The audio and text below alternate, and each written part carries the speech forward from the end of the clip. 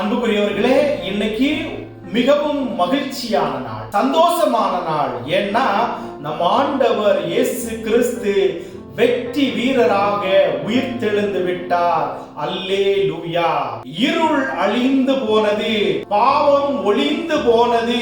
நம்முடைய வாழ்வில் இருந்த எல்லா விதமான துன்பத்தையும் தோற்கடித்து ஆண்டவர் இன்னைக்கு வெற்றி வீரராக உயிர்த்தெழுந்தார். புனித பவுல் சொன்னார் பாத்தீங்களா, சாவே உன் வெற்றி எங்கே, சாவே உன் கொடுக்கு எங்கேன்னு சொன்னார்ல, அதை ஆண்டவர் இன்னைக்கு நிறைவேற்றி இருக்கின்றார்.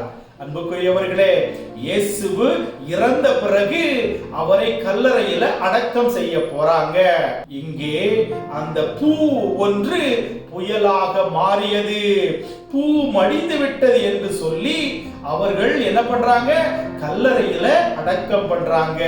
அந்த கல்லறையில் அடக்கம் பண்ணிய அந்த படை வீரர்கள் மூச்சு வாங்குவதற்குள் அங்கே உள்ள இருந்த பூ மலர்ந்து விட்டது. அதுதான் உயிர்ப்பின் ஆண்டவர். இன்னைக்கு உயிர்ப்பின் ஆண்டவருடைய பெருவிழாவை உலகம் முழுவதும் உள்ள கிறிஸ்தவர்கள் சிறப்பாக கொண்டாடுறாங்க.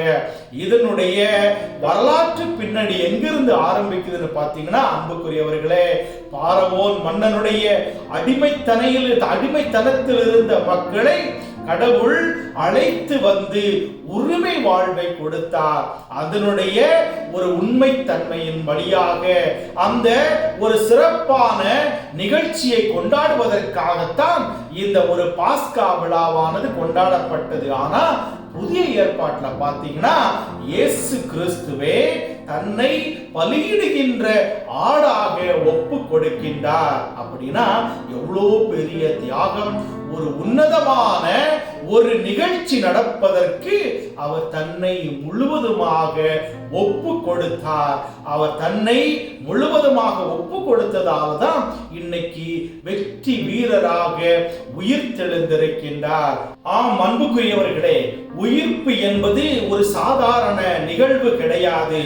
அது ஒரு வெற்றியினுடைய கொண்டாட்டம். இது ஒரு மகிழ்ச்சியினுடைய அடையாளம் மட்டும் கிடையாது. அந்த ஒரு உயிர்ப்பிலே ஆண்டவருடைய பாடுகள் இருக்கிறது, அவருடைய இறப்பு இருக்கின்றது, அவருடைய உயிர்ப்பு இருக்கின்றது. அந்த உயிர்ப்பை தொடர்ந்து இங்கே மகிமை வெளிப்படுகின்றது. அப்படின்னா அந்த ஒரு உயிர்ப்பிற்கு உள்ளே பாடுகள், துன்பம், அவருடைய சாட்டையடிகள் எல்லாமே அங்கே புதைந்து போயிருக்கின்றது.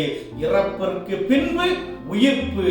வாழ்விலே துன்பத்திற்கு பிறகுதான் இன்பம் என்பதை நாம் அறிந்து கொள்ள வேண்டும். நம்முடைய வாழ்க்கையில துன்பம் வந்துருச்சு, கவலை வந்துருச்சு, கலக்க வந்துருச்சு, இதோட வாழ்க்கை முடிஞ்சு போச்சு நீங்க நினைச்சீங்கன்னா அது கிடையாது. அன்புக்குரியவர்களே, இயேசு என் கூட இருக்கிறார், என்னை வழி நடத்துகிறார், என்னை அவர் என்னாலும் கைவிட மாட்டான் ஒரு நம்பிக்கை மட்டும் நம்ம கிட்ட இருந்துச்சுன்னா இந்த ஆண்டவருடைய உயிர்ப்பு பெருவிழா உங்களுடைய வாழ்க்கையிலே ஒரு பெரிய ஒரு மாற்றத்தை கொண்டு வரும் என்பதிலே மாற்று கருத்து கிடையாது.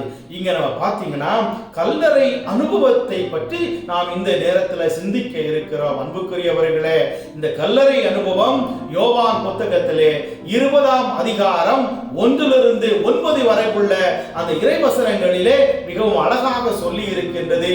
மகதலா மரியா காலையிலேயே ஓடி போய் அந்த இயேசுவினுடைய உயிர்ப்பு நடந்து விடாதா என்ற ஒரு ஏக்கத்தோடு மட்டுமல்ல, மாறாக அந்த இயேசுவின் மீது கொண்ட அன்பை பிரதிபலிப்பதற்காக அங்க போற நேரத்துல அங்க ஒன்ன பார்க்கறாங்க. அதுதான் வெற்றி கல்லறை.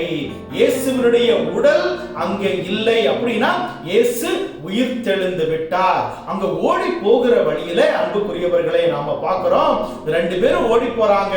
மகதலா மரியாவும் இன்னொரு மரியாவும் ஓடி போற வழியில சொல்றாங்க, இயேசுனுடைய கல்லறையை மூடி வச்சிருக்கிறாங்களே, சீல் பண்ணி வச்சிருக்கிறாங்களே, அந்த கல்லறை வாசல்ல ஒரு பெரிய ஒரு பாறாங்கல்ல வச்சிருக்கிறாங்க, அந்த கல்லை நம்மளால புரட்ட முடியாதே, யார் அந்த கல்லை புரட்டுவா அப்படின்னு சொல்லும் பொழுது மகதலா மரியா சொல்லுவாங்க, இந்த கல்லை ஆண்டவரே புரட்டுவார். நம்முடைய வாழ்க்கையிலும் பல தடைக்கற்கள் இருக்கும். அந்த நம்முடைய வாழ்க்கையில அந்த தடைக்கல்லை புரட்டினால்தான் வாழ்க்கையினுடைய வெற்றி நமக்கு கிடைக்கும். அப்படின்னா பாவம் என்கின்ற தடைக்கல், சாபம் என்கின்ற தடைக்கல், பயம் என்கின்ற தடைக்கல், உறவுகளிலே முறிவு என்கின்ற தடைக்கல்கள், இவைகளை எல்லாம் நாம புரட்டினால்தான் இங்கே ஆண்டவருடைய உயிர்ப்பு நமக்கு மகிழ்ச்சியை கொடுத்தது போல நம்முடைய வாழ்க்கையிலும் மகிழ்ச்சி கிடைக்கும். அப்போ அங்கே போகும் பொழுதே அங்கே ஒரு பாறாங்கல்லானது புரட்டி வைக்கப்பட்டிருந்தது. இன்னைக்கு நீங்க ஆண்டவரை நம்பினீர்கள் என்றால், ஆண்டவர் என் கூட இருக்கிறார் என்று நீங்கள் நினைத்தீர்கள் என்றால், உங்களுடைய வாழ்க்கையில் இருக்கின்ற எல்லா தடைக்கல்களையும் ஆண்டவர் புரட்டி போடுவார். நீங்கள் வெற்றியை காண்பீர்கள், மகிமையை காண்பீர்கள், மகத்துவத்தை காண்பீர்கள். எனவே அன்புக்குரியவர்களே, இன்னைக்கு நிறைய பேர் என்ன சொல்லுவாங்க, இந்த உயிர்ப்பு உண்மையிலேயே நடந்திருக்குமா, இது சாத்தியமா, இது எப்படி நாம் நம்புறது அப்படின்னு நம்ம கேட்போம். 3 அடையாளங்கள் இருக்கின்றது, 3 எடுத்துக்காட்டு. ஒண்ணு நம்ம இங்க பாத்தீங்கன்னா இயேசுவே சொல்லி இருக்கிறாரு, நான் இறந்த பிறகு 3 நாட்களுக்கு பிறகு உயிர் தெழுவேன் அவருடைய வார்த்தையால் சொல்லிவிட்டு போயிருக்கிறார். இரண்டாவது தான் நம்ம பார்க்கிற வெற்றி கல்லறை. அவருடைய உடலை அங்கே வைத்து அங்கே அவருடைய அந்த வாசலை சீல் பண்ணதுக்கு அப்புறமா படை வீரர்கள் அங்கே காத்து கிடக்கிறாங்க. இவருடைய உடலை சீடர்கள் எடுத்துக்கொண்டு போய்விடக் கூடாது என்பதற்காக அவர்கள் இரவு முழுவதும் காத்து கிடந்தார்கள். ஆனால் வானதூதர் அங்கே வந்து ஆண்டவருடைய அந்த உடலை தூக்கி கொண்டு போனார். அப்படின்னு அன்புக்குரியவர்களை, வாசலை புரட்டி போட்ட பொழுது அந்த இயேசுவினுடைய உடலை இந்த கல்லறை தக்க வைத்துக் கொள்ள முடியவில்லை. மூன்றாவதா பார்க்கிறோம், சீடர்களுடைய அந்த வாய்ச்சொல், அவர்களிடம் இருந்த ஒரு மாற்றம், சீடர்கள் கொடுத்த அந்த ஒரு வெளிப்படையான பகிரங்கமான ஒரு உன்னதமான உண்மையினுடைய வெளிப்பாடை பார்க்கிறோம். எப்படி நம்ம அதை புரிஞ்சுக்க முடியும்னு பார்த்தீங்கன்னா, சீடர்கள் பயந்தவர்களாக, இயேசு செத்து போயிட்டாரு அப்படின்னா எல்லாமே முடிஞ்சு போச்சு, நம்ம எல்லாம் நம்ம அவங்கவுங்க இடத்துக்கு ஓடி போய் ஒளிஞ்சு போய் மறைஞ்சிடுறாங்க. ஆனால் இங்க பாத்தீங்கன்னா அன்புக்குரியவர்களே, இயேசு உயிர்த்தெழுந்து விட்டார் என்கின்ற செய்தியை கேட்ட பிறகு இங்கே சீடர்களாக இருந்தவர்கள், ஆண்டவருடைய 12 அப்போஸ்தலர்களாக இருந்தவர்கள், யூதாஸ் இஸ்காரியோத்து இயேசுவை காட்டி கொடுத்தவன் இறந்து போனான். அதுக்கப்புறமா இருந்த 11 பேரும் இனிமேல் நாங்கள் வாழ்ந்தால் இயேசுவுக்காகத்தான் சொல்லி எப்படிப்பட்ட துன்பத்தையும் தாங்குகிற அளவிற்கு அவர்களிடம் மன தைரியம் இருந்தது. இன்னைக்கு அதே மன தைரியம் நம்ம கிட்ட இருக்கணும், அதே நம்பிக்கை நம்ம கிட்ட இருக்கணும். நாம் பலவீனர்களாக இருக்கலாம், பாவிகளாக இருக்கலாம், ஏழைகளாக இருக்கலாம், கோழைகளாக இருக்கலாம். ஆனால் இயேசு என்கின்ற ஒருவர் இன்று உயிர்த்தெழுந்து விட்டார், அவர் என்னை இந்த நாளிலே உயிர்த்தெழ செய்ய போகிறார். நீங்க நினைச்சீங்கன்னா இன்னைக்கு ஆண்டவர் உங்களுடைய வாழ்க்கையிலே அற்புதம் செய்வார். எனவே அன்புக்குரியவர்களே, இந்த உயிர்ப்பு பெருவிழா நல் வாழ்த்துக்களை உங்கள் அனைவருக்கும் நான் தெரிவித்துக் கொள்கிறேன்.